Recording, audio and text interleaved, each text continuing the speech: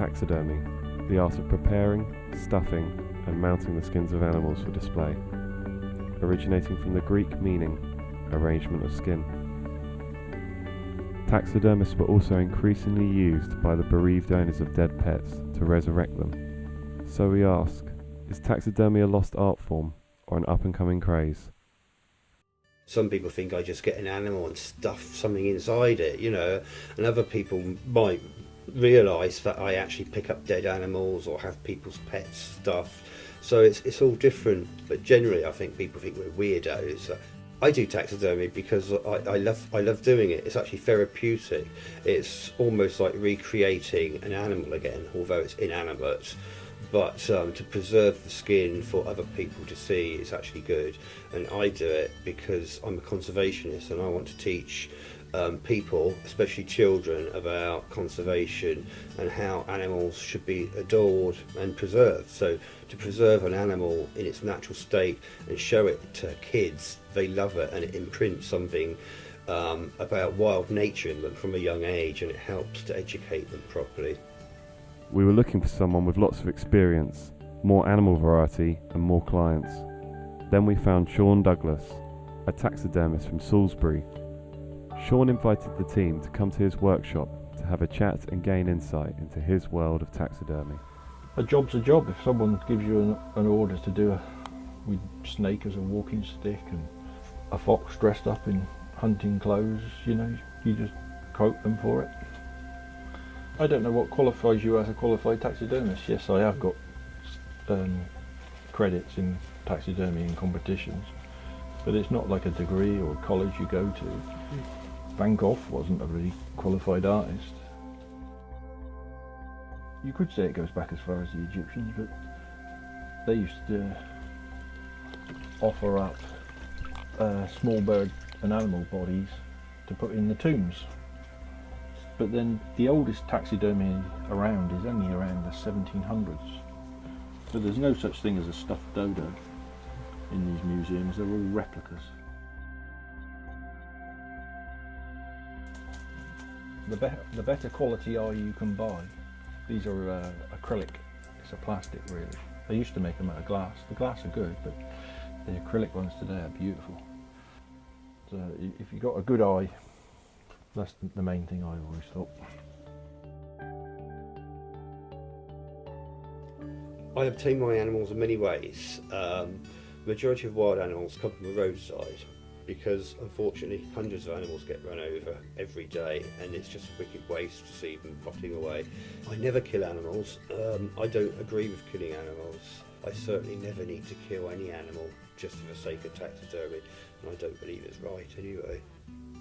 After a short while, the crew went out for a drive with Jonathan around the Avon Valley. Sometimes I don't find anything, so then I turn left on the Blandford Road, and then I might find some along there. There's always pheasants along there anyway, so if I don't get any unusual stuff, I've always got pheasants and rats and maybe a deer or two or something. After driving for a good hour, we came across our first find of the day.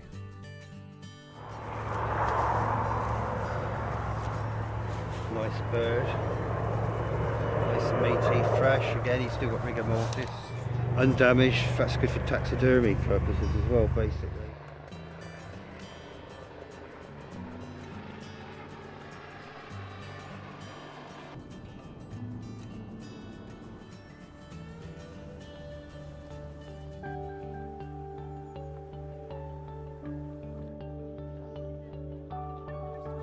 This one's about £110 just to do the bird, which is a morning's work.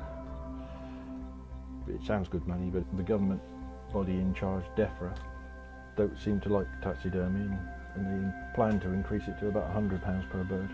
I have to pay £31 to DEFRA. I wouldn't mind if I paid the £31 and it went towards animals. It doesn't. It just goes to running the department. Never worked out who buys it, what they want it for. It's just anybody. I've delivered big cats to council houses.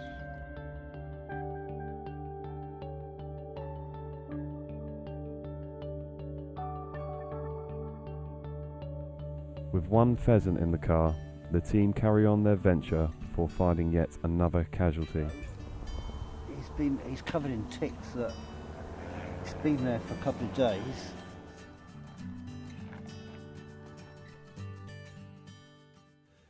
I don't think this traditional taxidermy has much of a place anymore, apart from the museums and schools, perhaps.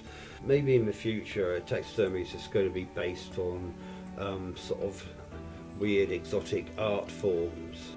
To be honest, I don't think there is much future in it. There should be. It's got plenty of legs left in it as a business. But the legislation and the laws and the bureaucracy is just killing. Everybody believes in animal rights. Animals do have rights, and catching them and shooting them is wrong, and they should prosecute them. But they seem to go after the people that do it legally because we're an easy target. I don't know. Both of my lads can do taxidermy, but they don't. I don't think it's a good business. It's good money. I've made a lot of money over it over the years, but I think it might die out in the next 30, 40 years at least.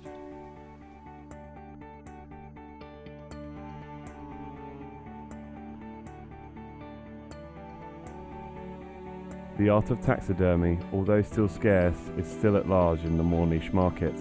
With a high demand for the more artsy side of the population, taxidermists such as Jonathan and Sean still keep the art alive. We hope this highly unique and traditional art carries on and never fades away completely.